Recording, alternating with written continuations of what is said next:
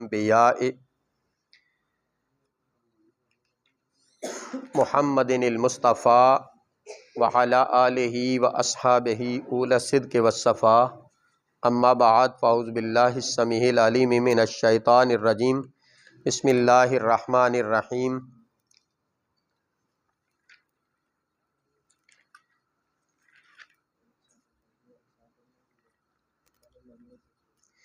وَمَن يَرْغَبُ عَن مِّلَّةِ إِبْرَاهِيمَ إِلَّا مَن سَفِهَ نَفْسَهُ وَلَقَدِ اصْطَفَيْنَاهُ فِي الدُّنْيَا وَإِنَّهُ فِي الْآخِرَةِ لَمِنَ الصَّالِحِينَ إِذْ قَالَ لَهُ رَبُّهُ أَسْلِمْ قَالَ أَسْلَمْتُ لِرَبِّ الْعَالَمِينَ وَوَصَّى بِهَا إِبْرَاهِيمُ بَنِيهِ وَيَعْقُوبُ یا بنی ان اللہ اصطفیٰ لکم الدین فلا تموتن الا وانتم مسلمون ام کنتم شہداء اذ حضر یعقوب الموت اذ قال لبنیہ ما تعبدون من بعدی قالوا نعبد الہک والہ آبائک ابراہیم واسماعیل واسحاق الہا واحدا ونحن له مسلمون تلک امۃ قد خلت لها ما کسبت ولکم ما کسبتم ولا تسألون عما كانوا يعملون وقالوا كونوا هدى او نصارى تهتدوا قل بل ملة إبراهيم حنيفا وما كان من المشركين قولوا آمنا بالله وما أنزل إلينا وما أنزل إلى إبراهيم وإسماعيل وإسحاق ويعقوب والأسباط وما أوتي موسى وعيسى وما أوتي النبيون من ربهم لا نفرق بين احد منهم ونحن له مسلمون فإن آمنوا بمثل ما آمنتم به فقد اهتدوا وإن تولوا فإنما هم في شقاق فسيكفيكهم الله وهو السميع العليم صدق اللہ العلیم۔ اللهم ألهمنا رشدنا وأعذنا من شرور أنفسنا اللهم أرنا الحق حقا وارزقنا اتباعه وأرنا الباطل باطلا وارزقنا اجتنابه رب اشرح لي صدري ويسر لي أمري واحلل عقدة من لساني يفقهوا قولي اللهم صل على محمد وعلى آله وعطرته بعدد كل معلوم لك آمین یا رب العالمین۔ معزز حاضرین و سامعین، اللہ جل مجدہ کے فضل و احسان سے، اللہ تبارک و تعالیٰ کی دی ہوئی توفیق سے آج ہم سورہ البقرہ کا 16واں رکوع انشاءاللہ زیر مطالعہ ہے، اور پہلے پارے کے اعتبار سے اس کا پارے کا آخری رکوع ہوگا، اور سورہ بقرہ کے چونکہ 40 رکوع ہیں تو اس کا 16واں رکوع ہوگا، لہٰذا ہم سورہ بقرہ کا آج 16واں رکوع اور پارے کا آخری رکوع انشاءاللہ مطالعہ کریں گے۔ اس رکوع کے آغاز کی ایک آیت نہایت ہماری زندگی کے لیے مشعل راہ ہے، اور ہمیں اس بات سے سمجھ کر اپنی زندگی کا محور و مرکز اور اپنی زندگی کے لیے رہنمائی اور اپنی زندگی کے لیے پیشوائی اس کے اندر موجود ہے۔ اللہ رب العالمین ارشاد فرماتا ہے وَمَن يَرْغَبُ عَن مِّلَّةِ إِبْرَاهِيمَ إِلَّا مَن سَفِهَ نَفْسَهُ،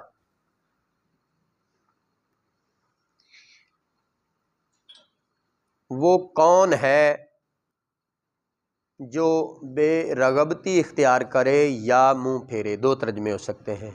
یرغب عن، یرغب عن کے معنی بنیں گے بے رغبت یا منہ پھیرنا، تو وہ کون ہے جو بے رغبتی اختیار کرے یا منہ پھیر لے کس سے؟ ملت ابراہیم، حضرت ابراہیم علیہ السلام کی ملت سے۔ ملت کے معنی دین کے ہیں، شریعت کے ہیں، دین کے ہیں، شریعت کے ہیں، ان کی سنت کے ہیں، ان کے طور طریقے سے، کہ جو ابراہیم علیہ السلام نے دین چھوڑا، سیدنا ابراہیم علیہ السلام نے جو طریقہ چھوڑا، اس طریقے سے کون منہ موڑے گا؟ کون ہے جو اس طریقے سے بے رغبت ہو جائے؟ حضرت ابراہیم کی ملت سے۔ ایک فارسی زبان کا شعر ہے، غالباً کسی بہت بڑے ہمارے صوفی یا بڑے ولی کا ہے، جس میں کہا جاتا ہے کہ بندہ پروردگارم امت احمد نبی۔ وہ اپنا تعارف کرواتے ہوئے، اہل سنت کا ایک بزرگ ہے، وہ کہتا ہے کہ جب بھی کسی سے اپنا تعارف کرواؤ تو یہ بتاؤ کہ میں اللہ کا بندہ ہوں، پروردگار کا بندہ ہوں، اور احمد مرسل کی نبی، اس کی امت میں سے ہوں، امت احمد نبی، یعنی احمد جو کہ سیدنا محمد صلی اللہ علیہ وسلم ہے، ان کی امت سے ہوں۔ دوست دار چہار یارم تابع اولاد علی، کہ میں رسول اللہ صلی اللہ علیہ وسلم کے چاروں دوستوں سے محبت کرتا ہوں، اور حضرت علی کی اولاد کا میں تابع فرمان ہوں، حضرت علی کی اولاد کا میں خادم ہوں۔ حضرت علی کی اولاد سے کون مراد ہے؟ امام حسن و حسین، تابع اولاد علی۔ مذہب حنفیہ دارم، فقہ میں میرا طور طریقہ، میرا مسلک جو ہے وہ فقہ حنفی ہے۔ مذہب حنفیہ دارم، ملت حضرت خلیل، حضرت ابراہیم کی میں ملت سے ہوں۔ یہی وہ بات جو ملت ابراہیم کا تذکرہ آ رہا ہے۔ مذہب حنفیہ دارم ملت حضرت خلیل، خاک پائے غوث اعظم زیر سایہ ہر ولی۔ میں حضرت غوث پاک کی خدمت کرنے والا ایک خاک روب ہوں، اور ہر ولی جو اللہ کا ولی معلوم ہو کہ یہ اللہ کا ولی ہے، میں ہر ولی کو اپنا پیشوا اور سردار مانتا ہوں۔ یہ وہ کہتے ہیں اہل سنت کا بنیادی عقیدہ ہے۔ تو ان عقیدوں میں سے ایک بات جس کے لیے میں نے یہ شعر پڑھا وہ ہے ملت ابراہیم، کہ ہم محمد رسول اللہ صلی اللہ علیہ وسلم کی امت ہیں، اور رسول اللہ صلی اللہ علیہ وسلم اپنے آپ کو ملت ابراہیم کہلا کر خوش ہوتے تھے، تو ہم حضرت ابراہیم علیہ السلام کے ملت میں سے بھی ہیں، ہمیں ملت ابراہیمی بھی کہا جاتا ہے۔ تو اس لیے اللہ تعالیٰ نے ارشاد فرمایا کہ ابراہیم کون ہے جو بے رغبت ہو جائے یا منہ موڑ لے، کس سے؟ ابراہیم کی ملت سے۔ ابراہیم کی ملت سے وہ کون ہے جو ان سے بے رغبت ہو جائے؟ وہ کون ہے جو ان کے ملت سے منہ موڑ لے؟ لیکن کون ہوگا پھر؟ الا من صفحا نفسہ، سوائے اس کے کہ جو دل کا بے وقوف ہو، جو دل کا ہی احمق ہو، جس نے اپنے آپ کو ہی بے وقوف بنا لیا ہو، وہی شخص ہو سکتا ہے جو اس ملت سے منہ موڑے۔ بقیہ جو جس کے دل کو ہدایت مل گئی ہے، جو دل کا عقل مند ہے، جو دل کا سمجھدار ہے، وہ کبھی بھی ابراہیم کی ملت سے منہ نہیں موڑے گا۔ اس سے پتہ چلا کہ ابراہیم علیہ السلام کی ملت سے منہ موڑنے والا شخص قرآن مجید کے نزدیک اس سے بڑا احمق، اس سے بڑا بے وقوف، اس سے بڑا بے عقل، اس سے بڑا جاہل کوئی نہیں جو ابراہیم کی ملت سے منہ موڑ لے۔ تو ابراہیم کی ملت کیا ہے؟ اصل میں بنیادی چیزیں کیا ہیں جو ہمارے دین کے اندر ابراہیم کی ملت سے ہیں؟ وہ ابراہیم کی ملت سے بنیادی چیزیں یہ ہیں کہ ایک واحد خدا کی عبادت کرنا، اور اس کے سوا ہر بت سے اور ہر طرح کے اور خداؤں سے بیزار ہو جانا، اور اللہ کے لیے ساری کائنات سے لڑ پڑنا، لیکن ایک اللہ سے اپنی یاری اور اپنا دل اور اپنا لو لگا لینا، اور اس ذات کے لیے اپنے کنبہ، قبیلہ، اپنا وطن، اپنے رشتہ دار، برادری چھوڑنی پڑے تو چھوڑ دینا، مگر دین کو ہاتھ سے نہ جانے دینا۔ یہ ہے ملت ابراہیم کا بنیادی بنیادی اصول۔ اب اللہ تعالیٰ ان کی تعریف فرماتا ہے ابراہیم علیہ السلام کی، وَلَقَدِ اصْطَفَيْنَاهُ فِي الدُّنْيَا، بلا شبہ ضرور ہم نے حضرت ابراہیم کو اس دنیا میں ہی چن لیا تھا۔ وہ ابراہیم علیہ السلام اس دنیا میں چنے ہوئے بندوں میں سے تھے، اور اللہ کے پیغمبر چنے ہوئے ہوتے ہیں، تو وہ پیغمبروں میں سے بھی چنے ہوئے تھے، کیونکہ وہ جد الانبیاء ہیں۔ بہت سے 70,000 نبی جو کہ یعقوب علیہ السلام کی اولاد سے ہوئے، ان کے ایک بیٹے اسحاق کی اولاد سے ہوئے، وہ ان سب کے دادا ہیں، اور دوسرے اسماعیل علیہ السلام کی اولاد سے محمد مصطفیٰ ہیں، آپ کے بھی دادا ہیں، تو وہ آخر الزماں پیغمبر کا بھی دادا ہے، اور بقیہ سب نبیوں کا بھی دادا ہے، تو ان کو جد الانبیاء کہا جاتا ہے، پیغمبروں کا دادا۔ تو لہٰذا وہ پیغمبروں کا دادا جو ہے وہ چنا ہوا تھا، تو لہٰذا اللہ کہتا ہے ہم نے دنیا میں بھی اسے چنا، اور وَإِنَّهُ فِي الْآخِرَةِ لَمِنَ الصَّالِحِينَ، بے شک وہ آخرت میں بھی ہمارے خاص قرب والے بندوں میں سے ہوگا، ہمارے خاص کی قرب کی قابلیت والوں میں ہے۔ قیامت کے دن بھی اللہ کی تجلی خاص، اللہ کا قرب خاص حاصل کرنے والے بندوں میں سے ابراہیم علیہ السلام ہے۔ اور ان کی قرب خاص کی نشانیاں یہ ہے کہ بیان کیا جاتا ہے، ایک حدیث کا مفہوم ہے جو مجھے بھی یاد آ رہا ہے کہ قیامت کے دن جب انسان اٹھیں گے تو سب سے پہلے ابراہیم علیہ السلام کو اللہ تعالیٰ کی طرف سے ایک خلعت پہنائی جائے گی، عزت کا لباس پہنایا جائے گا اللہ تعالیٰ کی طرف سے۔ ابراہیم علیہ السلام کو تمام انسانیت میں سب سے پہلے عزت کا لباس پہنایا جائے گا، یہ ان کی بڑی شان ہے۔ اور قیامت کے دن ان کی خاص جو ہے ان کو عام انبیاء سے زیادہ نوازا جائے گا، سب لوگ ان کی طرف دیکھیں گے کہ یہ کون ہے جن کو سب سے پہلے عزت کا لباس پہنایا گیا۔ تو یہ ابراہیم علیہ السلام قیامت کے دن قرب خاص والوں میں سے ہیں۔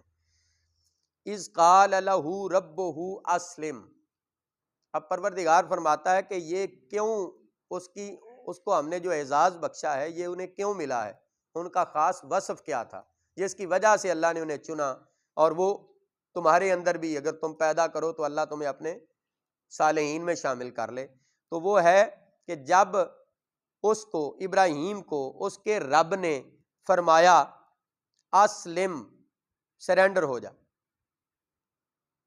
میرے سامنے گردن رکھ، میں جو کہوں مان، مشکل کام ہو یا آسان، تیرا اس میں نقصان ہو یا فائدہ، ہر لحاظ سے اسلم، جھک جا میرے آگے، میری ہر بات کے آگے جھک جا، میرا جو فرمان ہو تسلیم و رضا کی عادت ڈال لے اور مطیع و فرمانبردار بن۔ تو حضرت ابراہیم علیہ السلام نے ہر معاملے میں اطاعت اختیار کر کے عملی طور پر ثابت کیا اور عرض کر دیا قال اسلمت لرب العالمین، انہوں نے عرض کی یا اللہ میں نے گردن رکھ دی اس رب کے لیے جو تمام جہانوں کا ہے، یعنی اللہ تعالیٰ کو کہہ رہے ہیں میں نے تمام جہانوں کے رب کے سامنے اپنے آپ کو جھکا دیا۔ وَوَصَّى بِهَا إِبْرَاهِيمُ بَنِيهِ، اور اسی دین کی وصیت کی تھی ابراہیم علیہ السلام نے اپنے بیٹوں کو، و یعقوب، اور حضرت یعقوب کو بھی، اسی دین کی وصیت کی تھی حضرت ابراہیم نے اپنے بیٹوں کو بھی اور حضرت یعقوب کو بھی، ایک ترجمہ۔ دوسرا یہ ہے کہ ایک ترجمہ یہ بن سکتا ہے کہ اسی دین کی وصیت کی تھی ابراہیم علیہ السلام نے اپنے بیٹوں کو اور یعقوب نے اپنے بیٹوں کو، دونوں ترجمے ہو سکتے ہیں۔ تو اگر یہ ترجمہ ہو کہ ابراہیم علیہ السلام نے اسی دین کی وصیت کی تھی اپنے بیٹوں کو اور یعقوب علیہ السلام کو، تو یہ بھی ثابت ہے اس لیے کہ یعقوب علیہ السلام حضرت ابراہیم کے بیٹوں کے ساتھ پوتے تھے لیکن جوان ہو گئے تھے آپ کی عمر میں، تو حضرت یعقوب علیہ السلام ابراہیم کی حیات طیبہ میں ہی جوان ہو گئے تھے، تو لہٰذا جب وصیت کی ہوگی تو یقیناً بیٹوں کے ساتھ پوتا بھی شامل ہوگا۔ اور دوسری بات یہ کہ یعقوب علیہ السلام بھی جب دنیا سے جانے لگے تو انہوں نے بھی اپنے بیٹوں کو جو وصیت کی تھی وہ بھی یہی تھی، تو لہٰذا دونوں ترجمے ہو سکتے ہیں۔ ابراہیم علیہ السلام نے اسی دین کی وصیت، دین کیا تھا؟ اللہ کے سامنے ہمیشہ جھکتا رہے اور اللہ کے ہر حکم کو قبول کرتا رہے، تو یہ اسلمت لرب العالمین، گویا دین اسلام کی وصیت کی کہ اللہ کے ہر حکم کے سامنے اپنے آپ کو جھکاتے رہنا۔ تو یہی وصیت کی تھی ابراہیم نے اپنے بیٹوں۔ لفظ بنی آ رہا ہے جو کہ بنینا کا جو ہے وہ ہے، بنینا جو ہوتا ہے یہ جمع کا صیغہ ہے، اور یہ جمع کم از کم 3 پر یا 3 سے زائد پر آتی ہے، اور ابراہیم علیہ السلام کے اگر 2 ہی بیٹے ہوتے تو پھر تثنیہ کا صیغہ ہوتا جس کا معنی بنتا ابراہیم کے 2 بیٹے تھے، اسحاق اور حضرت اسماعیل، اسحاق اور اسماعیل، لیکن حضرت ابراہیم علیہ السلام کے یہ 2 بیٹے صاحب نبوت ہیں، یہ نبی ہیں، نبوت والے ہیں، اس لیے ان کے نام زیادہ تر آتے ہیں، اور جو ان کے بیٹے نبی نہیں تھے ان کا تذکرہ کم آتا ہے، تو لوگوں کے ذہن میں یہ ہے کہ آپ کے 2 ہی بیٹے ہیں، لیکن ابراہیم علیہ السلام کے بیٹے زیادہ تھے۔ اور تاریخ اور سیرت کی کتابوں میں جو ان کے بیٹوں کا نام ہے ان کے اعتبار سے 8 بیٹوں کا تذکرہ آتا ہے، تو گویا ابراہیم علیہ السلام نے 6 دوسرے بیٹے جو غیر نبی تھے اور 2 وہ بیٹے جو نبی تھے اور ایک پوتا، ان کو ملا کر وصیت کی ہوگی، تو اس لیے لفظ بنی ہی آ رہا ہے کہ اپنے بیٹوں کو۔ اور یعقوب نے کہا اپنے بیٹوں کو، یا یعقوب علیہ السلام اور اپنے بیٹوں سب کو ملا کر آپ نے وصیت کی، کیا کہا؟ یا بنیہ، اے میرے پیارے بیٹو، ان اللہ اصطفیٰ لکم الدین، بے شک اللہ نے یہ دین تمہارے لیے چن لیا، اللہ نے یہ دین تمہارے لیے، اور اس دین کا خلاصہ کیا تھا؟ اللہ کے سامنے اپنے آپ کو سرنڈر کرنا، اللہ کی ہر بات کو دل و جان سے تسلیم کرنا، اور ہر بات ماننا، ہر حکم مان لینا۔ یہ نہیں کہ دو مان لیے آپ تیسرا اور بھی حکم ہے کوئی، نہیں، اللہ کی ہر بات ماننے کی یہ ہماتن تیار رہنا۔ اسی بات کی وصیت کی تھی حضرت ابراہیم علیہ السلام نے اپنے بیٹوں کو، اور وصیت کیا تھی کہ اے اللہ نے یہ دین تمہارے لیے چن لیا ہے، تو یہ دین 10 سال 15 سال 20 سال کے اعتبار سے نہیں ہے کہ 10-20 سال تم نے اطاعت کر لی تو تمہاری بخشش ہو جائے گی اور زندگی کے آخری حصے میں تمہیں چھوٹ مل جائے گی، نہیں، فلا تموتن الا وانتم مسلمون، تمہارا زندگی اس طرح ہونی چاہیے کہ زندگی کے آخری سانس تک تم حالت اسلام میں رہو، ساری زندگی حالت اسلام میں رہو، اور زندگی کا آخری حصہ جو آخری سانس ہے تمہارا نکلے تو وہ حالت اسلام میں نکلے۔ اس لیے اس کا ترجمہ کیا جاتا ہے تم نہ مرنا مگر حالت اسلام میں۔ یہ معنی ہے اس کا کہ بھئی پوری زندگی کا ہر وقت اور ہر وقفہ اور ہر عرصہ اور ہر ساری مدت جو ہے وہ دین اسلام کے اندر گزارو۔ یہ نہ سمجھو میں نے 20 سال اطاعت کر لی، 15 کر لی، 10 سال کر لی، اب بقیہ مجھے چھٹی ہے، چھٹی نہیں ملتی۔ وہ کہتے ہیں نا کہ اسے چھٹی نہ ملی جس نے سبق یاد کیا۔ یہ دین اسلام جو آئے گا پھر اسے چھٹی نہیں ہے، زندگی کے آخری سانس تک وہ اللہ کا بندہ ہے اور بندگی کا تقاضا پورا کرنا ہے، اور رسول اللہ کی اطاعت، جس طرح رسول اللہ نے اللہ کی بندگی کی اس طرح بندگی کرنی، تو وہ ہوگی اطاعت رسول، بندگی خدا، رسول کی اطاعت اور خدا کی بندگی۔ اس دین پر قائم رہنا ہے، اور کب تک رہنا ہے؟ زندگی کے آخری سانس تک۔ تمہاری موت آئے تو حالت اسلام پر آئے۔ ام کنتم شہداء اذ حضر یعقوب الموت، بلکہ تم میں کہ خود موجود تھے جب یعقوب علیہ السلام کو موت آئی، بلکہ تم میں کہ خود موجود تھے جب یعقوب کو موت آئی، یعنی کچھ لوگ وہاں حاضر تھے جن کے ساتھ بات ہو رہی ہے کہ جب یعقوب علیہ السلام کو موت آئی، اذ قال لبنیہ، جب کہ حضرت یعقوب نے بھی کہا اپنے بیٹوں سے، ما تعبدون من بعدی، حضرت یعقوب جب انتقال فرمانے لگے نا نوید صاحب، تو وہ اپنے بیٹوں سے فرمانے لگے اکٹھے کر کے کہ اگر میں فوت ہو گیا تو میرے بعد تم کس کی بندگی کرو گے؟ میرے بعد تم، حضرت یعقوب جب فوت ہونے لگے تو اپنے بیٹوں سے اکٹھے کر کے، یا پوتے جو جوان تھے ان کو بھی اکٹھے کیا، تو ان کو اکٹھے کر کے کہنے لگے میرے بعد تم کس کی بندگی کرو گے؟ یہ بات کیا ظاہر کرتی ہے کہ بیٹوں کو فوت ہوتے وقت یا زندگی سے جاتے وقت سب سے زیادہ اولاد کے بارے میں کس بات کی فکر ہونی چاہیے؟ مرنے کے بعد ان کا عقیدہ اور ایمان کیا ہوگا۔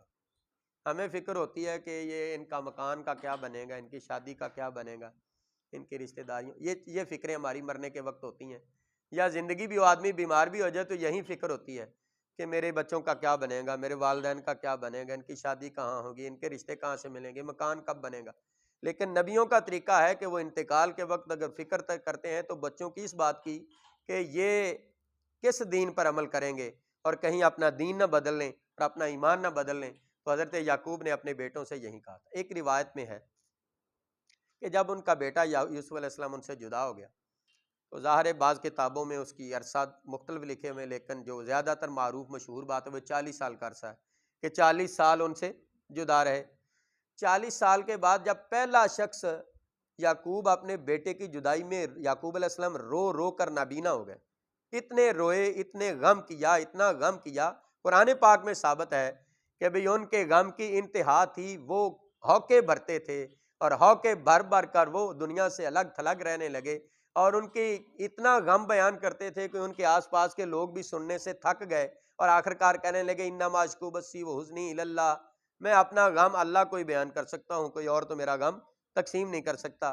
تو فصبر جمیل، میں صبر ہی کروں گا، بہت خوبصورت صبر بھی کرتے رہے، لیکن غم نے انہیں گلا دیا اور آنکھیں رو رو کر سفید ہو گئیں، سفید موتی آ گیا، نابینا ٹائپ کو زندگی بسر کرنے لگے۔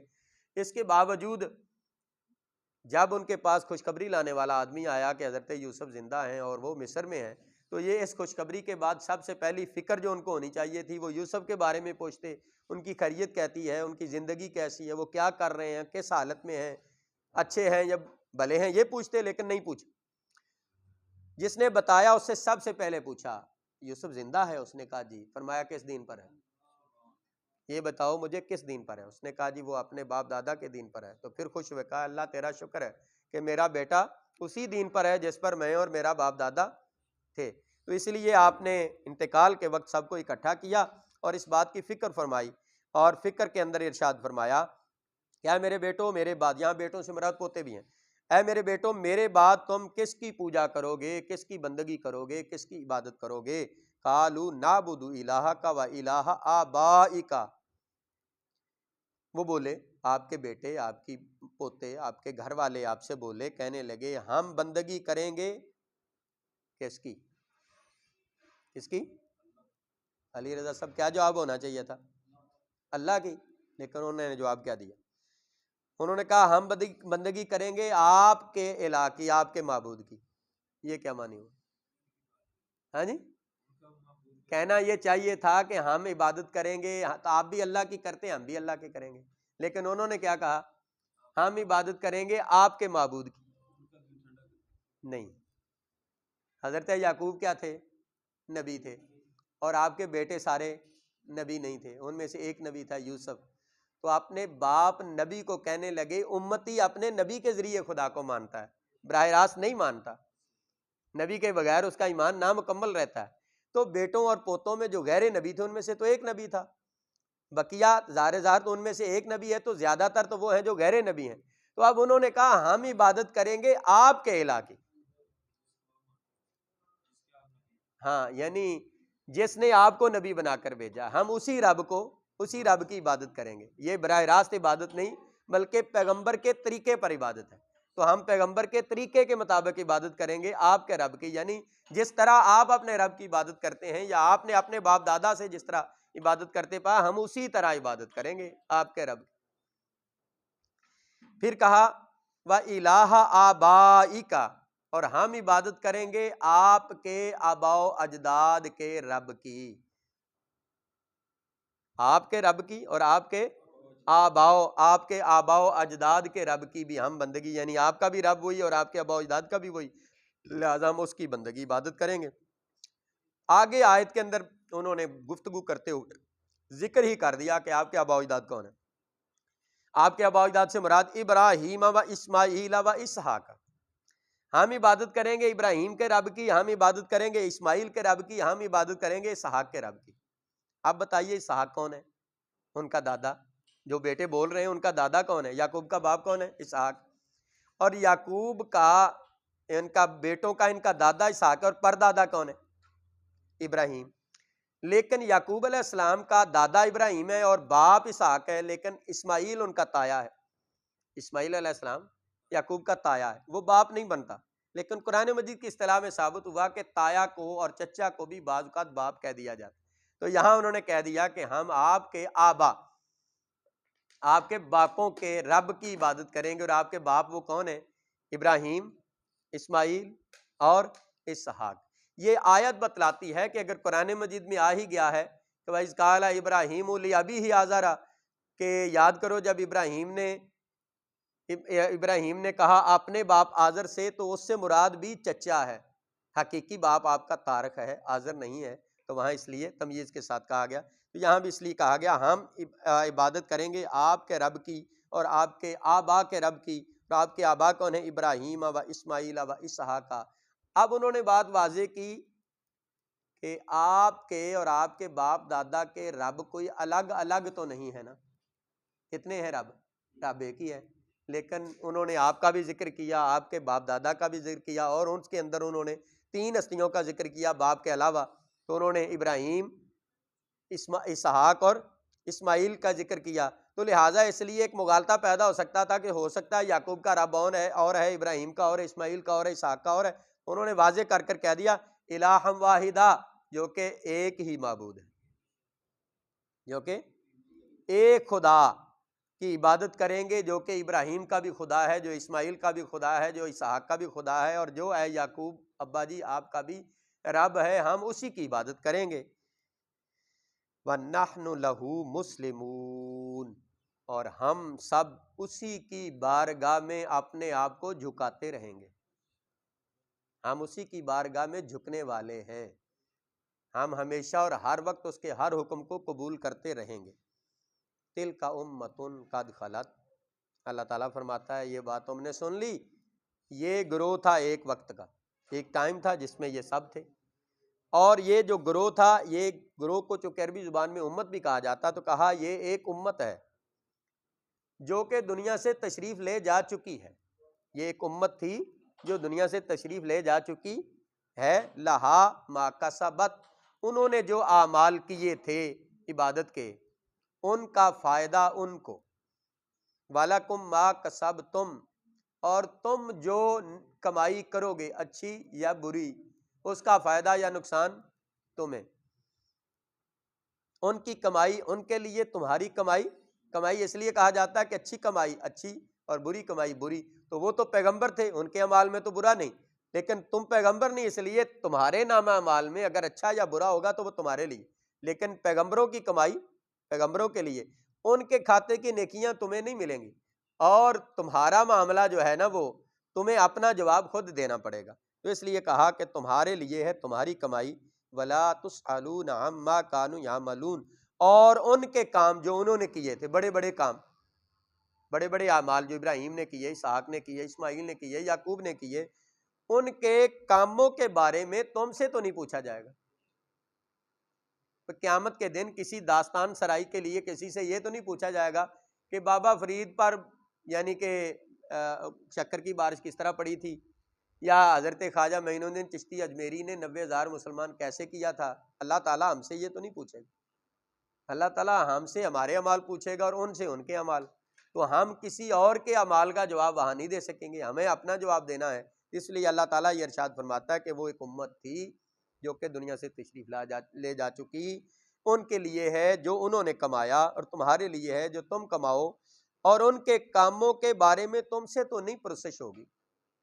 وَقَالُوا كُونُوا هُدًى أَوْ نَصَارَىٰ تَهْتَدُوا، اہل کتاب بولے یہودی یا نصرانی ہو جاؤ، اہل کتاب بولے یا یہودی بن جاؤ یا عیسائی بن جاؤ، اگر تم یہودی یا عیسائی بن گئے تو تم ہدایت یافتہ ہو جاؤ گے۔ یہودیوں کا دعویٰ تھا کہ یہودی بن جاؤ ہدایت یافتہ ہو جائے گی، عیسائیوں کا دعویٰ تھا کہ عیسائی بن جاؤ ہدایت یافتہ ہو جاؤ گے، تم نجات پا جاؤ گے۔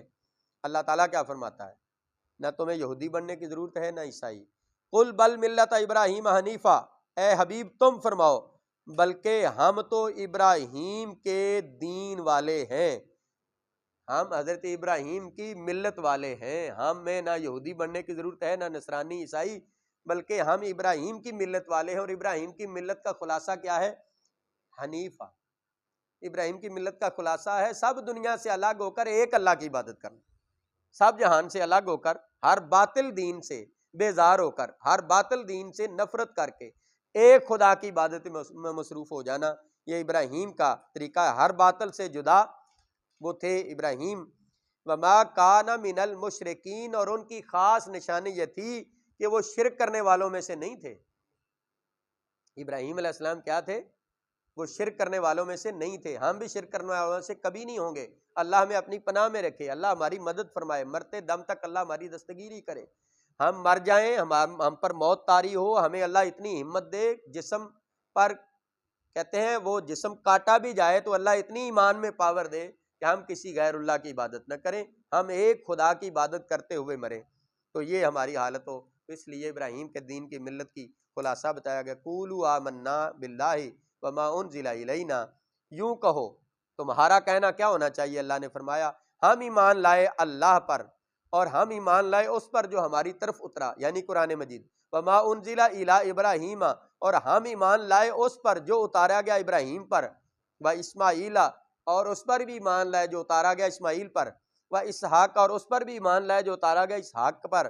و یعقوب، اور اس پر بھی ایمان لائے جو اتارا گیا یعقوب پر، والاسباط، اور اس پر بھی ایمان لائے جو کہ حضرت یعقوب کی اولاد میں جو انبیاء تھے ان پر جو اترا اس پر بھی ہم ایمان لائے، وما اوتی موسیٰ، اب اولاد یعقوب میں سے خاص پیغمبر کا تذکرہ ہے، اور جو عطا کیا گیا موسیٰ پر اس پر بھی ایمان لائے، و عیسیٰ، اور جو عطا کیا گیا عیسیٰ کو اس پر بھی ایمان لائے، وما اوتی النبیون من ربہم، جو عطا کیے گئے باقی انبیاء کو اس پر بھی ایمان لائے، اپنے رب کے پاس سے جو کچھ ان کے پاس ہے اس پر ہم ایمان لائے، لا نفرق بین احد منہم، ہم ان انبیاء پر ایمان لانے میں کسی ایک کو اس گروہ سے، انبیاء کی جماعت سے جدا نہیں کرتے، ہم تمام نبیوں کے اوپر ایمان لائے۔ ہم ایمان لاتے وقت یہ نہیں کہتے کہ اس نبی کو نکال لو، اس پر اس کو ہم نہیں مانتے، اس کو ہم نہیں مانتے، معاذ اللہ یہ کلمہ کفر ہے۔ جو بھی اللہ کا پیغمبر ہے ہم سب پر ایمان لائے۔ ایک ہی وقت میں ہم کسی ایک پیغمبر کے ساتھ اختلاف کرنے کے روا نہیں، ہم مومن نہیں رہیں گے، ہم مسلم ہیں۔ مسلم کا معنی ہے سر جھکانے والا، تو ہم اپنے آپ کو رب کے سامنے ہم نے جھکا دیا، تو ہمارا یہ طریقہ ہے۔ آدم سے لے کر رسول خدا تک جتنے بھی نبی تھے وہ 1,24,000 ہیں یا کم و بیش، کوئی ایک کم زیادہ وہ اللہ بہتر جانتا اس کی تعداد اور حقیقت کو، لیکن حدیث کے اندر اگر جایا جائے تو حدیث میں پوری تعداد 1,24,000 ہے۔ تو لہٰذا اس کے مطابق ہم سب پر ایمان لائے، ہم کسی ایک نبی کو بھی ایمان لاتے وقت اس جماعت انبیاء سے جدا نہیں کرتے، ہم تفریق نہیں کرتے۔ تو لہٰذا کہا گیا وَنَحْنُ لَهُ مُسْلِمُونَ، ہم اللہ کے حضور سرنڈر ہونے والے ہیں، ہم اللہ کے سامنے، اللہ کے حکموں کے سامنے اپنے آپ کو جھکانے والے ہیں۔ فَإِنْ آمَنُوا بِمِثْلِ مَا آمَنْتُمْ بِهِ فَقَدِ اهْتَدَوْا، پھر اگر وہ بھی یوں ہی ایمان لائیں، کون؟ یہودی نصرانی، اگر وہ بھی اسی طرح ایمان لائیں جیسے تم ایمان لائے ہو، یعنی ہم تو ہر نبی کو مانیں اور وہ ہمارے آخری نبی کو نہ مانیں، یہ کیسی عجیب بات ہے۔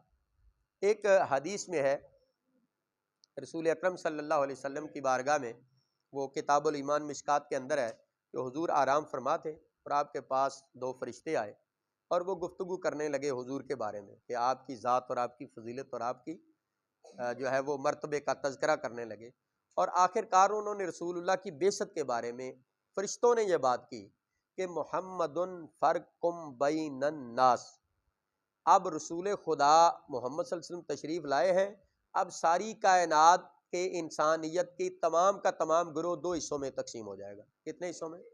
دو میں۔ ایک ہے محمد کو ماننے والے اور ایک ہے آپ کو نہ ماننے والے۔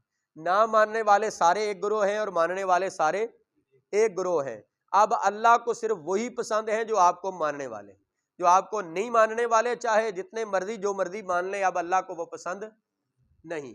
اس کو کہا جاتا ہے کہ اللہ کی بارگاہ میں اللہ کی رضا حاصل کرنے کا رسول اکرم کی بارگاہ سے دروازہ جاتا ہے، جو اس دروازے کے ذریعے اب نہیں جائے گا، وہ جتنا مرضی مرتبے والا ہو اللہ کو ہرگز پسند نہیں۔ اب مرتبے کی بات بھی سنا دوں، ایک حدیث میں رسول خدا نے فرمایا کہ اگر موسیٰ علیہ السلام بھی آج دوبارہ آ جاتے، اللہ ان کو بھی بھیج دیتا، تو اتنے بڑا ذیشان رسول جس پر تورات اتری ہے، حضور نے فرمایا اس کی بھی اللہ کی جناب میں ہرگز گنجائش نہیں تھی جب تک کہ وہ میری پیروی نہ کرتے۔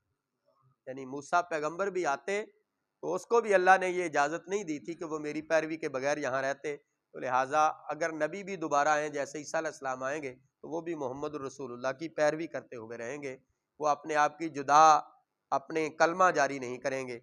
تو لہٰذا یہ ہے کہ انبیاء رسول اکرم کی شان یہ ہے کہ اب آپ تشریف لائے ہیں تو آپ کو لائے ہیں تو اس کے بعد یہی ہے کہ آپ کو مانے بغیر کسی کا ایمان معتبر نہیں۔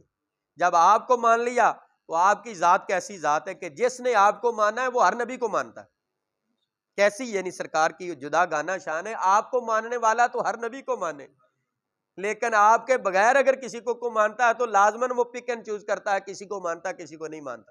لیکن میرے آقا کی شان یہ ہے کہ جو آپ کو ماننے والا وہ ہر نبی کو مانتا، وہ ایک نبی کو بھی الگ نہیں کرتا۔ تو لہٰذا کہا کہ ہم تو حضور اللہ کی بارگاہ میں گردن رکھے ہوئے ہیں۔ فَإِنْ آمَنُوا بِمِثْلِ مَا آمَنْتُمْ بِهِ، پھر اگر وہ یوں ہی مان لائے جیسا تم ایمان لائے، فَقَدِ اهْتَدَوْا، تو پھر تو وہ ہدایت پا جائیں گے، پھر تو وہ ہدایت پا گئے۔ اگر اس طرح ایمان لائیں تو ہدایت پا گئے، اور وہ ایمان لانے میں رول ماڈل کون ہے؟ نبی پاک کے صحابہ۔ وَإِنْ تَوَلُّوا فَإِنَّمَا هُمْ فِي شِقَاقٍ، اور اگر منہ پھیرے، اگر کوئی اس طریقے سے منہ پھیر لے یا آپ کی بارگاہ سے منہ پھیرے تو وہ نیری ضد میں پڑا ہوا ہے، وہ نیری ضد میں ہے۔ فَسَيَكْفِيكَهُمُ اللَّهُ، تو اے محبوب ان قریب اللہ ان کی طرف سے جو دشمنیاں کر رہے ہیں، جو آپ کے راستے میں رکاوٹ بن رہے ہیں، جو چاہتے ہیں اللہ کا دین نہ بڑھے، جو چاہتے ہیں اللہ کا نور مکمل نہ ہو، جو چاہتے ہیں اللہ کی آیات پوری نہ ہو، جو چاہتے ہیں رسول اللہ کا دین نہ پھیلے، یہ رکاوٹیں پیدا کرنے والوں کے بارے میں اللہ فرماتا ہے محبوب ان قریب اللہ ان کی طرف سے تمہاری کفایت کرے گا، اللہ کافی ہو جائے گا آپ کو، یہ سب کچھ ہو جا، ان کی خواہشیں پوری نہیں ہوں گی۔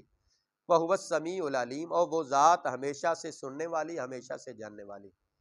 صدق اللہ العظیم۔ وہ ہے وَلَكَ الْحَمْدُ أَنْتَ نُورُ السَّمَاوَاتِ وَالْأَرْضِ وَمَنْ فِيهِنَّ، اور حمد تیرے لیے ہے اور زمین و آسمان اور اس کے اندر جو کچھ ہے ساری مخلوق کا نور تو ہے۔ انت نور السماوات والارض ومن فیہن، زمین و آسمان اور اس کے اندر جتنی مخلوق ہے اس کے اندر جو روشنی اور نور ہے وہ سب تیری ذات سے ہے اور حمد تیرے لیے ہے۔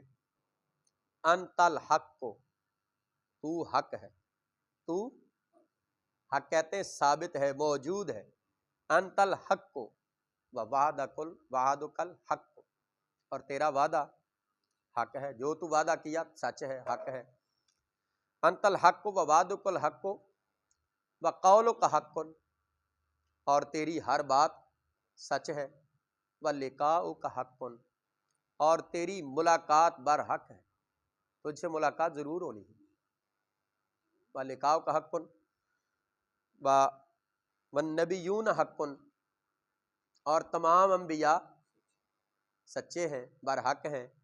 ومحمد حق، اور محمد صلی اللہ علیہ وسلم بھی برحق ہیں، اپنا نام لے کر بھی کہتے ہیں۔ والساعۃ حق، اور قیامت کا دن بھی برحق ہے، آنا ہے۔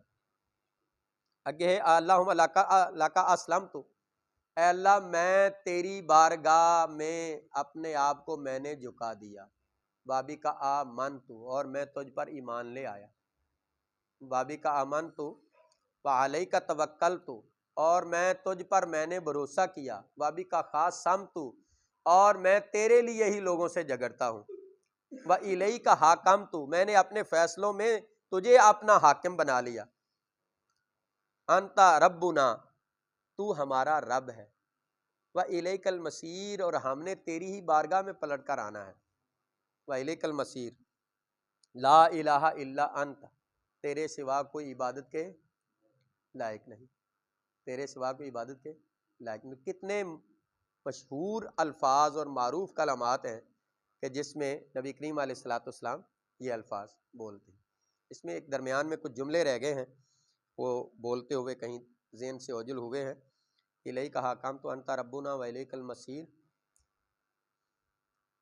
وہ الفاظ بہت جامع الفاظ ہیں۔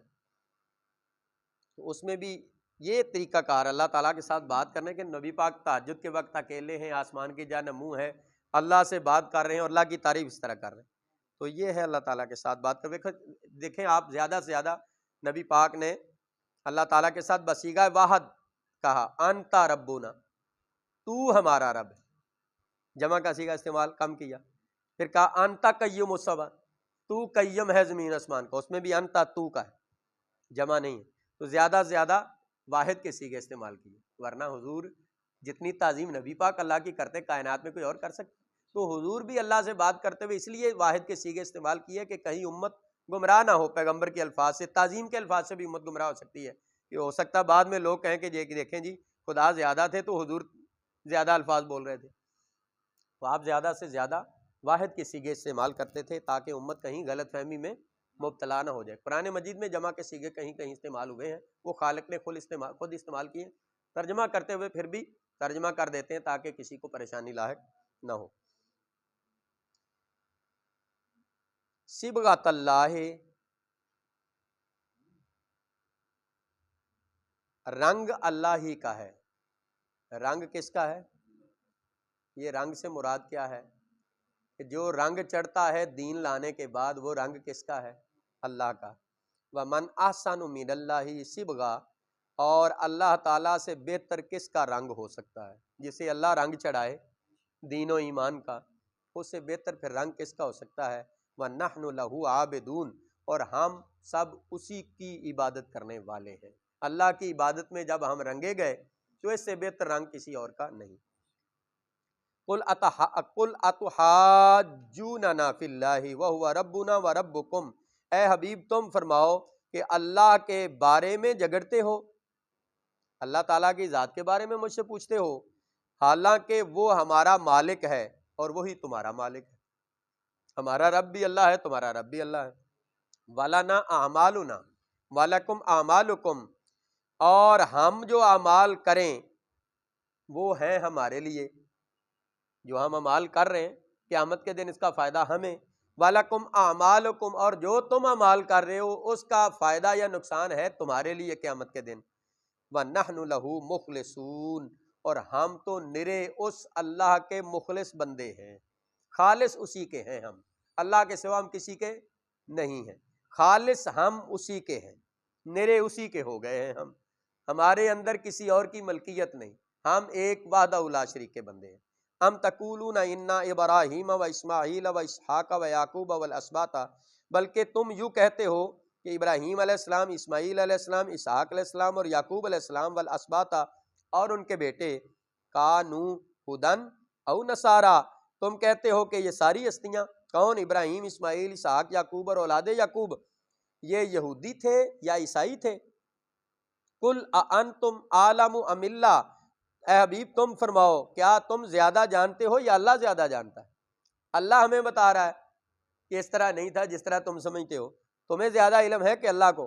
وَمَنْ أَظْلَمُ مِمَّنْ كَتَمَ شَهَادَةً عِنْدَهُ مِنَ اللَّهِ، اس سے بڑھ کر پھر ظالم کون ہے جس کے پاس اللہ کی طرف کی گواہی موجود ہو، یعنی اللہ کی کتاب ان کے ہاتھ میں ہے، یہ جانتے ہیں کہ ابراہیم، اسماعیل، اسحاق ایک اللہ کے سوا کسی کی عبادت نہیں کرتے تھے، اور آخر الزمان پیغمبر کی سارے نصیحت کرتے آئے ہیں، ان کو وصیت کرتے آئے کہ آخر الزمان جب آئے تو ان کو مانو، انہوں نے اللہ کے حکموں کو تو نہیں مانا، اور ابراہیم کے بارے میں الٹا مغالطہ پیدا کرنا شروع کر دیا انہوں نے، تو کہتے ہیں اللہ فرماتا ہے اس سے بڑھ کر ظالم کون ہے جس کے پاس اللہ کی طرف کی گواہی ہو اور وہ پھر اس گواہی کو چھپائے۔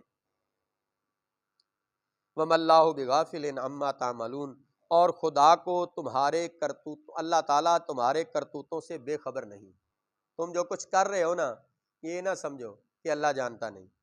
تِلْکَ أُمَّةٌ قَدْ خَلَتْ، یہ جو جن کا نام لیا گیا اسماعیل، اسحاق، ابراہیم، اسماعیل، اسحاق، یعقوب اور اولاد یعقوب، یہ ایک گروہ، ایک امت تھا جو دنیا سے تشریف لے جا چکے، لہا ما کسبت، ان کے لیے ہے ان کی کمائی، وَلَكُمْ مَا کسبتم، تم باپ دادا کا نام لیتے ہو لیکن باپ دادا کے طریقے پر نہیں چلتے اور محمد مصطفیٰ کو نہیں مان رہے، اور پھر خواہ مخواہ دعویٰ کرو کہ ہمارے باپ دادا نبی تھے ہمیں لے جائیں گے قیامت کے دن جنت میں، تو یہ دعویٰ تم مت کرو، ان کے لیے ہے ان کی کمائی اور تمہارے لیے ہے تمہاری کمائی، تمہارے کھاتے میں ان کی کمائی کی وجہ سے کوئی فائدہ نہیں ہونا، ہاں تب ہو سکتا ہے جب ان کے طریقے پر عمل کرو، اور ان کا طریقہ یہ تھا کہ آخر الزمان پیغمبر کو ماننا ہے لیکن تم نے نہیں مانا، اب تمہیں کیا فائدہ ہوگا قیامت کے دن؟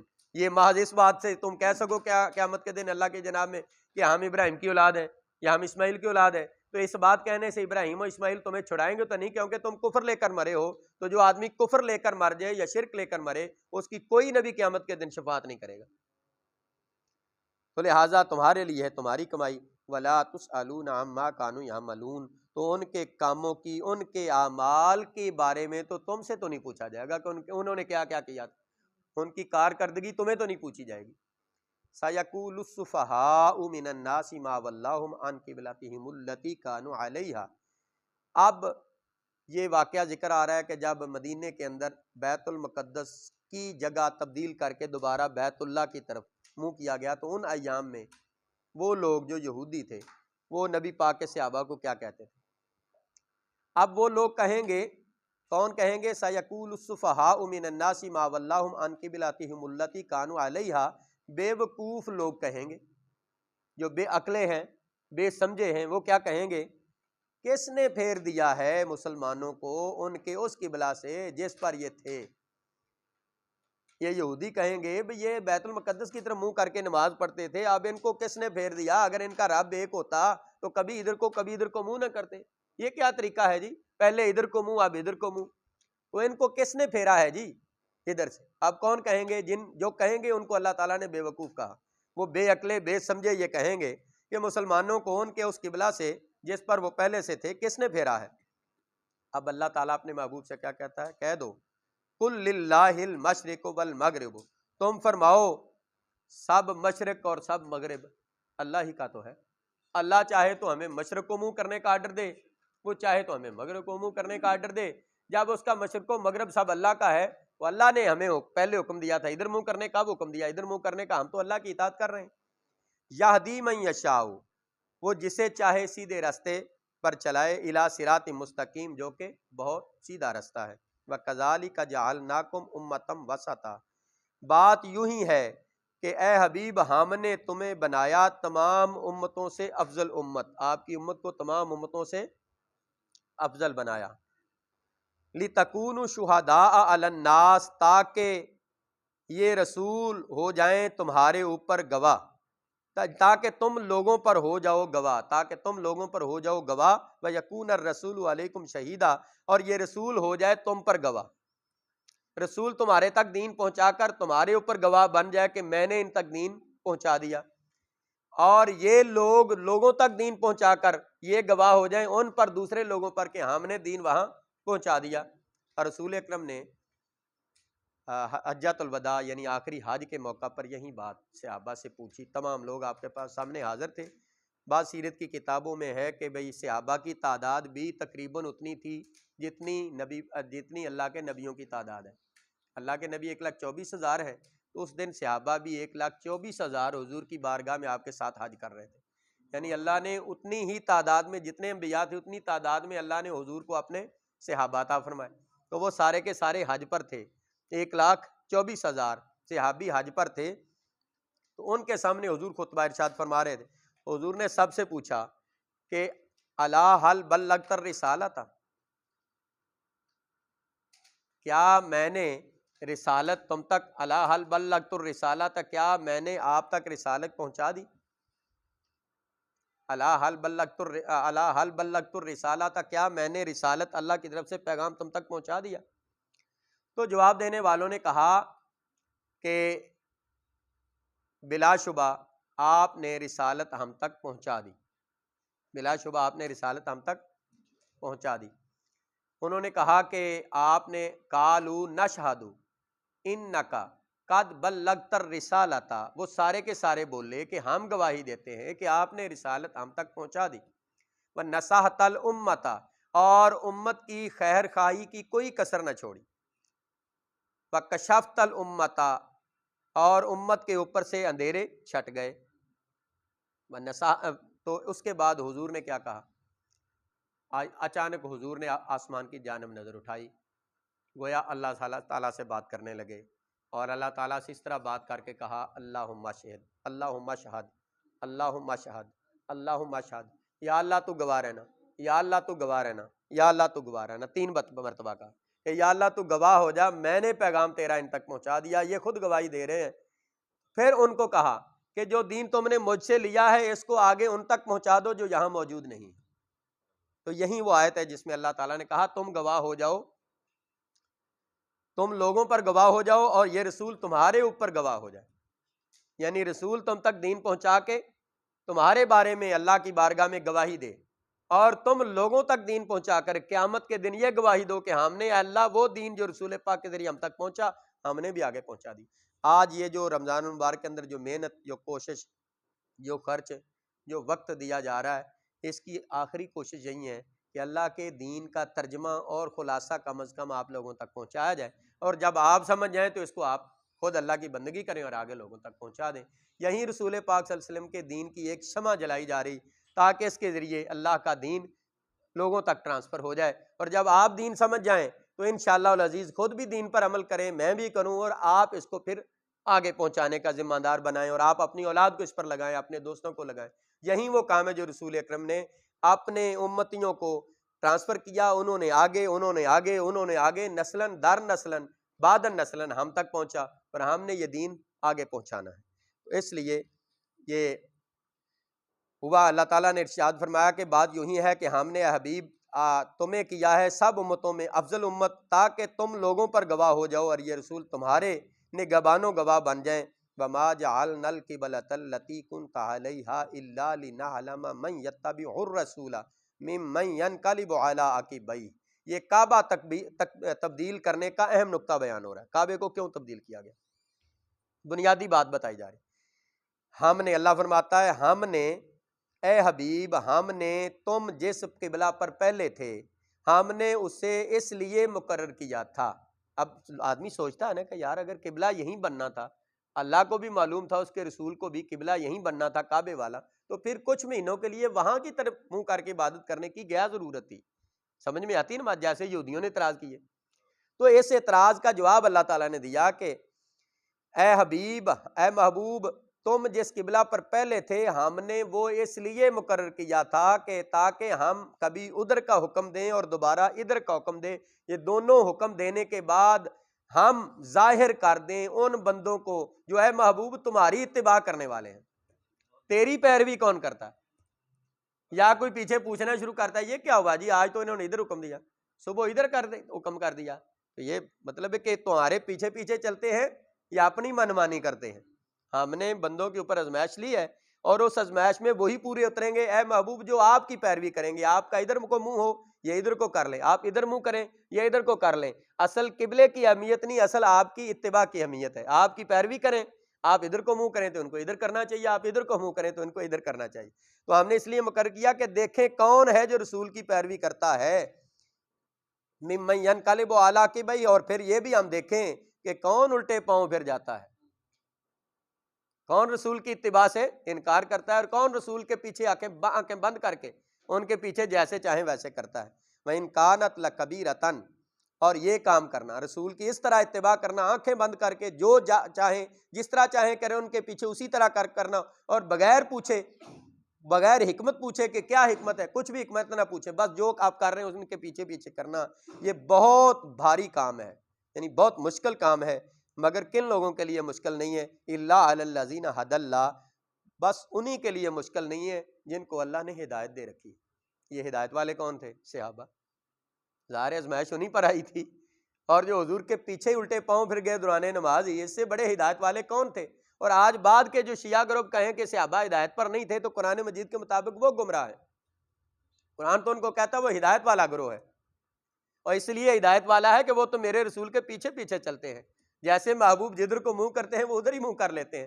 میرے محبوب کہتے ہیں کہ آؤ مال پیش کرو تو مال پیش کرتے ہیں، میرے محبوب کہتے ہیں جان پیش کرو تو جان دیتے ہیں، میرے محبوب کہتے ہیں اولاد کو پیش کرو تو اولاد دیتے ہیں، میرے محبوب کہتے ہیں وطن چھوڑو تو وطن چھوڑتے ہیں۔ ایسے لوگ وہ ہیں جو میری طرف سے ہدایت والے ہیں، اور جو بعد میں ان کو گمراہی کے فتوے جاری کریں وہ خود گمراہ ہیں، ان سے بڑے اور کوئی گمراہ نہیں ہے۔ وما کان اللہ لیضیع ایمانکم، اللہ کی یہ شان نہیں کہ تمہارے ایمان کو ضائع کرے۔ یہ کیسی بات ہے، یہ درمیان میں کیسی آئی؟ یہ لیے کہ کچھ لوگوں نے اس طرح کا ایک نکتہ لوگوں کے ذہن میں ڈالا، وہ خاص کر یہودی تھے یا منافق تھے۔ انہوں نے پوچھا کہ یہ 13-14 مہینے ادھر کا قبلہ تھا اور پھر بعد میں ادھر کا بن گیا، تو ان نمازوں کا کیا بنے گا جو 13-14 مہینے تم نے پڑھی ہیں؟ ان نمازوں کا کیا بنے گا جو 13-14 مہینے تم نے ادھر کو پڑھی ہیں؟ تو اس نماز کو اللہ نے ایمان کہا۔ نماز گویا ایمان کی نشانی ہے نا۔ کہا اللہ کی یہ شان نہیں کہ تمہارا ایمان ہی ضائع کرے، اللہ نے تمہاری نمازوں کو ضائع نہیں کیا۔ ان اللہ بالناس اللہ رؤوف الرحیم، بے شک اللہ انسانوں کے اوپر بہت مہربان اور مہر کرنے والا ہے، بہت مہربان اور مہر کرنے والا ہے۔ قد نرا تقلب وجہک فی السماء، یہ بہت اہم آیت ہے رسول پاک کی شان بیان کرتے ہوئے۔ نبی پاک ان دنوں میں، جن دنوں میں ابھی کعبہ تبدیل نہیں ہوا تھا، ان دنوں میں یہودیوں کی چھوٹی چھوٹی باتیں سن رہے تھے، اور وہ مسلمانوں کو تانے دیتے تھے کہ اچھا جی اگر دیکھیں یہ کعبہ جو تھا بیت المقدس، یہ تو بنی اسرائیل کا کعبہ تھا اور بنی اسرائیل کے نبیوں کا کعبہ تھا، اور آپ ہیں بنی اسماعیل مکے والے، یہ اسماعیل کی اولاد ہیں، آپ ہیں بنی اسماعیل، اور اسماعیل کا کعبہ تو وہ ہے جو مکے میں ہے، اور نبی جو ہے وہ اسماعیل کی اولاد سے ہے، تو کعبہ وہ ہونا چاہیے تھا جو اسماعیل کا کعبہ ہے، الٹا کعبہ انہوں نے وہ بنایا جو ہمارا کعبہ ہے۔ تو یہ کیسے نبی ہیں کہ نبی اسماعیلی اور کعبہ اسرائیلی؟ یہ تانے دیتے تھے۔ تو نبی پاک ان دنوں میں سوچ رہے تھے کہ اے اللہ ہمارے قبلے کو بدل دے، اے اللہ ہمارے قبلے کو بدل دے۔ تو اس انداز میں حضور بھی اللہ کی جناب میں غور و فکر کر کے التجائیں کر رہے ہوں گے، لیکن اس دن دوران نماز سے قبل شاید کسی نے حضور کی بارگاہ میں یہ بات کی ہو، یہودیوں کی کوئی اعتراض، تو آپ کے دل اقدس میں یہ بات آ گئی، اور دوران نماز آپ کا ارادہ ہوا کہ قبلہ تبدیل ہو جانا چاہیے، اور اس ارادے سے حضور نے اللہ کی طرف کئی بار دیکھا، دوران نماز کئی مرتبہ دیکھا، انتظار کیا کہ یا اللہ تو وہی بھیج دے، یا اللہ تو حکم نازل کر دے، کعبے کو بدل دے، اس ارادے سے دیکھا۔ تو آپ کے دیکھنے سے قرآن پاک میں بیان کیا، سنیے، قد نرا تقلب وجہک فی السماء، بہت ہی محبوبانہ انداز ہے۔ اے حبیب ہم بھی دیکھ رہے ہیں، آپ دیکھ رہے ہیں تو ہم بھی دیکھ رہے ہیں، ہم دیکھ رہے ہیں۔ کب؟ بار بار تمہارا آسمان کی جانب دیکھنا۔ جب آپ بار بار آسمان کو دیکھ رہے ہیں تو ہاں دیکھیں اللہ کیسے کل کائنات کا مالک و خالق شہنشاہ کہے محبوب تم دیکھتے ہو تو ہم بھی دیکھ رہے ہیں، ہم دیکھ رہے ہیں اے محبوب تمہارا آسمان کی طرف منہ کرنا۔ حضور اوپر دیکھیں تو اللہ دیکھے، آگے سے اللہ دیکھے۔ یار یہ شان کسی کو ملی؟ آج بشر کہہ کر استغفر اللہ اعوذ باللہ اپنے دماغ کو جو ہے وہ ضائع کرتے ہیں، اپنے اعمال برباد کرتے ہیں صرف۔ ہاں حضور اولاد آدم کے اعتبار سے کوئی آدمی بشر کہہ سکتا ہے، مگر بشر کہہ کے اپنے جیسا نہ سمجھے۔ آپ سید البشر ہیں، آپ ملائکہ کے بھی سردار ہیں، آپ انسانوں کے بھی سردار ہیں۔ تو کیسی شان ہے کہ حبیب نے دیکھا، صرف الفاظ منہ میں نہیں ہیں، بھی کچھ کہا نہیں ہے، دل میں ارادہ ہے، اور آسمان کو دیکھتے ہیں کہ وہی نازل کر قبلہ کی تبدیلی کی۔ تو اللہ فرماتا ہے ہم دیکھ رہے ہیں محبوب تمہارا آسمان کی طرف منہ کرنا۔ اور آگے کیا ہے سنیے، کیا بات ہے، کیا خوبصورت کلمات ہیں، غور سے سننے والے ہیں۔ فَلَنُوَلِّيَنَّكَ قِبْلَةً تَرْضَاهَا، یہ وہ الفاظ ہے خدا کی قسم، آپ اس کی حقیقت تک جائیں تو آدمی کا وجد آنے کو دل کرتا ہے، آدمی کا ایمان کیا مضبوط۔ اللہ تعالیٰ فرماتا ہے تو اے محبوب ضرور ہم آپ کو پھیر دیں گے، ہم آپ کو پھیر دیں گے، کدھر؟ قبلتاً ترضاہا، اس قبلہ کی جانب جدھر آپ کی مرضی۔ کیا بات ہے یار، قبلے کا بھی نام نہیں لیا، یہ بھی نہیں کہا بیت اللہ کی جانب، یہ بھی نہیں کہا مکہ والے قبلہ کی جانب، یہ بھی نہیں کہا اسماعیل کے کعبہ کی جانب، اس قبلہ کی جانب ہم پھیر دیں گے جس میں آپ کی مرضی ہے۔ کیا بات ہے، کیا شان ہے میرے آقا کی، دل میں ہے جس کعبہ کا ارادہ اس کعبے کو میرے رب نے کعبہ بنا دیا، تو ہم ضرور پھیر دیں گے اس قبلہ کی جانب جس میں آپ کی خوشی ہے۔ لیکن اس وقت وہی ہوگی دوران نماز، شاید ظہر کی نماز تھی، 4 رکعت تھی، وہی تو ہوگی کہ ہم پھیر دیں گے۔ اس کے بعد بھی شاید حضور نے اس تمنا کے ساتھ دوبارہ دیکھا کہ پھیر دے، دوبارہ دیکھا کہ پھیر دے، یعنی ابھی تو وعدہ تھا نا ہم پھیر دیں گے آپ کو اس قبلہ کی جانب جس میں آپ کی خوشی ہے، جس میں آپ کی رضا ہے، جس میں آپ کا دل ہے، جس میں آپ کا ارادہ ہے کہ وہ ہونا چاہیے، ہم اسی کی جانب آپ کو پھیر دیں گے۔ لیکن حبیب نے پھر دیکھا ہوگا آسمان کی جانب کہ ابھی پھیر دے، تو اسی نماز کے اندر دوبارہ کیا حکم آیا؟ اب دوبارہ سنیے کیا شان ہے میرے آقا۔ فَوَلِّ وَجْهَكَ شَطْرَ الْمَسْجِدِ الْحَرَامِ، اے حبیب اپنا منہ پھیر دیجئے مسجد حرام کی طرف۔ نہیں آپ کا ابھی ارادہ ہے تو ابھی پھیر لیں، دوران نماز میں پھیر لیں، آپ اپنا چہرہ جس کو آپ پسند کرتے ہیں ادھر منہ کر لیں۔ تو آپ نے بیت اللہ کی جانب منہ کر لیا۔ وَحَيْثُ مَا كُنْتُمْ فَوَلُّوا وُجُوهَكُمْ شَطْرَهُ، اے مسلمانوں تم جہاں کہیں بھی ہو اپنا چہرہ اسی کی طرف کر لیا کرو۔ نماز میں کعبے کو کعبے کی طرف منہ کرنا فرض ہو گیا، بغیر کعبے کی منہ کیے نماز نہیں ہوتی، الا یہ کہ آدمی نے ارادہ کعبے کا کیا اور بھول کر کہیں اور منہ ہو جائے پھر نماز ہو جائے گی، لیکن جانتے بوجھتے کعبے کے علاوہ منہ کرے گا تو نماز نہیں ہوگی۔ تو اس لیے اللہ نے کہا اے مسلمانوں تم جہاں کہیں بھی ہو اپنا چہرہ کر لو اسی کی طرف، یعنی مسجد الحرام کی طرف۔ وَإِنَّ الَّذِينَ أُوتُوا الْكِتَابَ لَيَعْلَمُونَ أَنَّهُ الْحَقُّ مِنْ رَبِّهِمْ، وہ جنہیں کتاب ملی یہودی ضرور جانتے ہیں کہ یہ جو کچھ بھی نازل ہو رہا ہے ان کے رب کی طرف سے حق ہے۔ وَمَا اللَّهُ بِغَافِلٍ عَمَّا يَعْمَلُونَ، اور اللہ ان کے کرتوتوں سے بے خبر نہیں ہے۔ مولانا احمد رضا خان بریلوی کا ایک شعر ہے، جب وہ حج پر گئے تو اس کے بعد جس دن تیاری تھی نا مدینے جانے کی، مدینہ طیبہ کی طرف جانے کی، تو بیت اللہ کے پاس گئے تو حجاج سے ایک شعر کی زبان میں لوگوں سے کہنے لگے حاجیو آؤ شہنشاہ کا روزہ دیکھو، آؤ چلیں ہم مدینے شہنشاہ کا۔ کعبہ تو دیکھ چکے، کعبہ اب کعبے کا کعبہ دیکھو، کعبہ تو دیکھ چکے اب کعبے کو کعبہ دیکھو، یعنی اس کو دیکھو جس نے کعبے کو کعبہ بنایا۔ حاجیو آؤ شہنشاہ کا روزہ دیکھو، کعبہ تو دیکھ چکے اب کعبے کا کعبہ دیکھو۔ یہ احمد رضا بریلوی علیہ رحمت۔ ان الذین اوتوا الکتاب لیعلمون انہ الحق من ربہم، وہ جنہیں کتاب ملی ضرور جانتے ہیں کہ یہ ان کے رب کی طرف سے حق ہے۔ وما اللہ بغافل عما یعملون، اور اللہ ان کے کرتوتوں سے بے خبر نہیں ہے۔ ولئن اتیت الذین اوتوا الکتاب بکل آیہ، اور اگر تم ان کتابیوں کے پاس ہر معجزہ لے کر آؤ، ما تابعوا قبلتا کا، وہ تمہارے قبلہ کی پیروی نہیں کریں گے، کتنی ہی نشانیاں ان کو دکھاؤ پھر بھی تمہارے قبلہ کی پیروی، کیونکہ وہ ضد میں اڑے ہوئے ہیں کہ ہمارے باپ دادا کا قبلہ یہ ہے، تو وہ تمہارے قبلہ کی پیروی نہیں کریں گے۔ وما انت بتابع قبلتہم، اور نہ تم ان کے قبلہ کی پیروی کرو، تم بھی ان کے قبلہ کو اب قبلہ یعنی نماز کے لیے قبلہ نہ سمجھو، ویسے اس کو قبلہ کہنا جائز ہے مگر ہم نماز کے لیے اس کو قبلہ یعنی مقرر نہیں کرتے۔ ہم وہاں بھی ہم مسجد اقصی میں بیت المقدس میں بھی تو نماز اپنے کعبہ کی جانب منہ کر کے پڑھتے ہیں، اس کی جانب منہ کر کے نماز نہیں پڑھتے۔ تم بھی ان کے قبلہ کی پیروی، نہ تم ان کے قبلہ کی پیروی کرو۔ وما بعضهم بتابع قبلۃ بعض، وہ آپس میں بھی ایک دوسرے کے قبلہ کے تابع نہیں ہے۔ کون؟ بیت المقدس کی ایک جانب یہودی منہ کرتے ہیں اور دوسری جانب عیسائی، یعنی وہ خود بھی قبلہ پر متفق دونوں نہیں ہیں، تو تم کیوں ان کے قبلہ کو منہ کرو، تم اپنے اسماعیل علیہ السلام ابراہیم کے بنائے ہوئے کعبہ کے جانب منہ کرو۔ والا ان اتبعت اهواءهم من بعد ما جاءك من العلم، اے سننے والے اگر تو ان کی خواہشوں پر چلا بعد اس کے کہ تمہارے پاس علم آ چکا، یعنی اللہ کی طرف سے وحی، تو اگر وحی ملنے کے بعد بھی تم ان کی خواہشوں کے پیچھے چلو گے تو پھر تو تم ضرور ضرور حد سے بڑھنے والوں میں سے ہو جاؤ گے۔